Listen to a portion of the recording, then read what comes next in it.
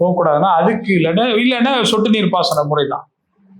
இப்படி ஊற்றக்கூடாது தண்ணி, இப்படி சொட்டா போட்டா வளர்ற செடியெல்லாம் இருக்கு. அந்த உற்பத்தி மண்டலமா அதை மாத்து, அந்த உற்பத்தி மண்டலமா அதை மாத்திரு. தண்ணி இல்லாட்டியும் தேவையான தண்ணி வச்சு வரும், பயிர் வரும்.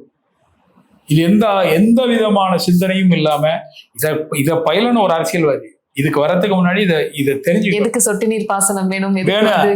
ஆமா, சொட்டு நீர் பாசனம் எதுக்கு வந்துச்சு? அதிக தண்ணி தேவையான நிலங்களை திறன் அங்கே தண்ணி வாய்ப்பு கம்மியா இருக்கு. ஆழ்துளை கிணறு ஃபெயிலியர் ஆயிடும். இப்போ முதல்ல தண்ணி வரும், இல்லாட்டி உப்பு தண்ணியா வர வாய்ப்பு இருக்கு, இல்லது ஃபெயிலியர் ஆயிடும்.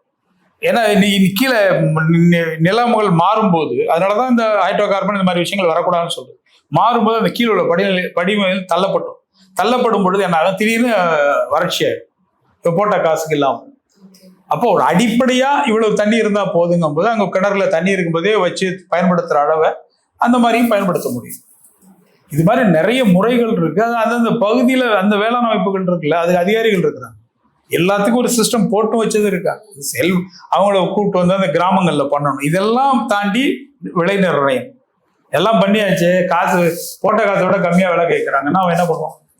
அதுதான் பெரிய பிரச்சனையே. ஆமா, விலை நிர்ணயம் எவ்வளவோ காசை காலி பண்றீங்க.